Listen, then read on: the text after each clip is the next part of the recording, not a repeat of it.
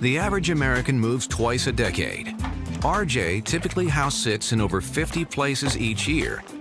And after 3 months in this In the heart of New York City, where the skyline gleams with ambition and the streets hum with the pulse of millions, lived a woman who had mastered the art of extreme frugality. Her name was Kate Hashimoto, a certified public accountant by profession and a self-proclaimed cheapskate by passion. Kate's apartment was a modest studio in Harlem, a neighborhood where the cost of living could rival that of Manhattan. Yet, she had managed to pay off her mortgage in just 9 months. By employing strategies that many would deem unconventional. She washed her clothes in the bathtub using the same water she showered in, saving on both water and electricity bills. Her meals were meticulously planned, often consisting of bulk purchase staples and leftovers transformed into gourmet dishes. The idea of wasting food was anathema to her. Every scrap had a purpose. But Kate's frugality wasn't born out of necessity. She had a comfortable income and a stable job. Her motivation was different, a deep-seated belief that money saved was money that could be invested elsewhere, into experiences, into savings, into the future. Across the country in Oakland, California, lived Terrence, a man who took frugality to new heights. Terrence didn't just avoid spending money, he actively sought ways to live without it. His philosophy was simple: if it couldn't be found for free, it wasn't worth having. Meals were scavenged from dumpsters behind restaurants, where he found perfectly edible produce and packaged goods discarded by establishments that had overstocked. Clothing came from thrift stores or was gifted by friends. His furniture, a collection of discarded items found on the streets or picked up during neighborhood cleanups. Terrence's home was a testament to his resourcefulness. Walls adorned with art made from repurposed materials, a couch constructed from old pallets, and a kitchen stocked with ingredients sourced from his daily excursions. To him, these weren't signs of poverty but badges of honor, proof of his ability to thrive without succumbing to consumerism. In Columbus, Ohio, resided Victoria Hunt, a self-made millionaire who had chosen a path of extreme minimalism. Victoria's wealth was not flaunted, it was hidden beneath layers of frugality that would surprise anyone who learned of her financial status. Her daily routine was a masterclass in cost-cutting. She brought her own bleach to laundromats to avoid paying extra fees. Baking soda served as both deodorant and toothpaste. She collected rainwater to water her plants and composted her waste to enrich her garden. But perhaps the most shocking aspect of her lifestyle was her flush-free routine. Victoria used jars to collect her urine, which she then used as fertilizer for her vegetable garden. Showers were taken at the local gym, and her meals were simple, often consisting of homegrown produce and bulk-purchased grains. Victoria's life was a deliberate choice, a rejection of societal norms that equated wealth with excess. For her, true wealth was found in freedom, the freedom to live without the constraints of consumerism and the pressures of societal expectations. In Mesa, Arizona, Shelley and her family had turned frugality into a family affair. With 2 children to raise and a budget that barely stretched to cover essentials, they had learned to share everything, even their personal space.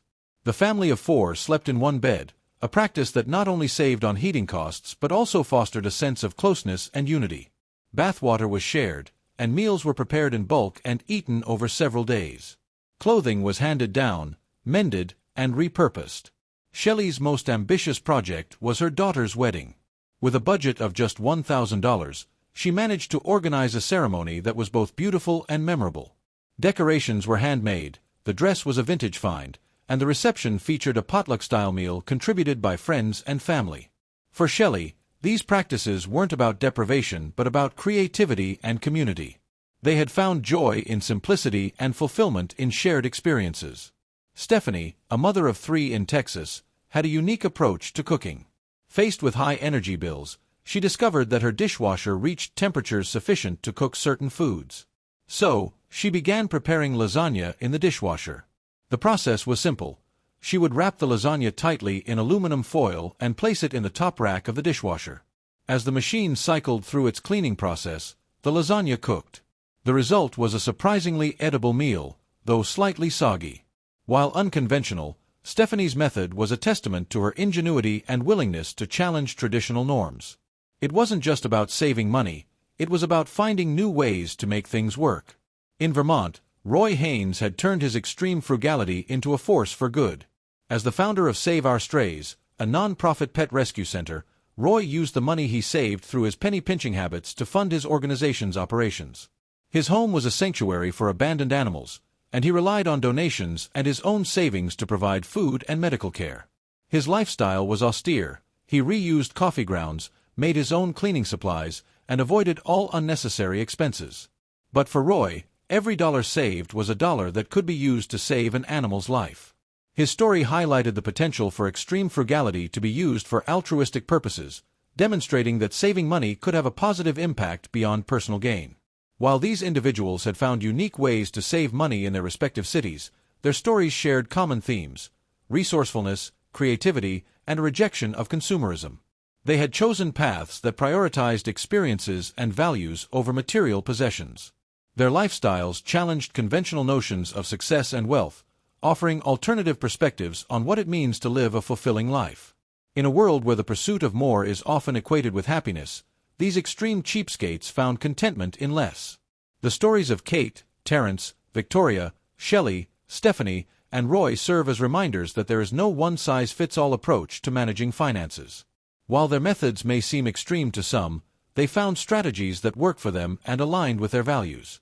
Their experiences encourage us to question societal norms, to consider what truly brings us happiness, and to explore alternative ways of living that prioritize sustainability, community, and personal fulfillment over consumption.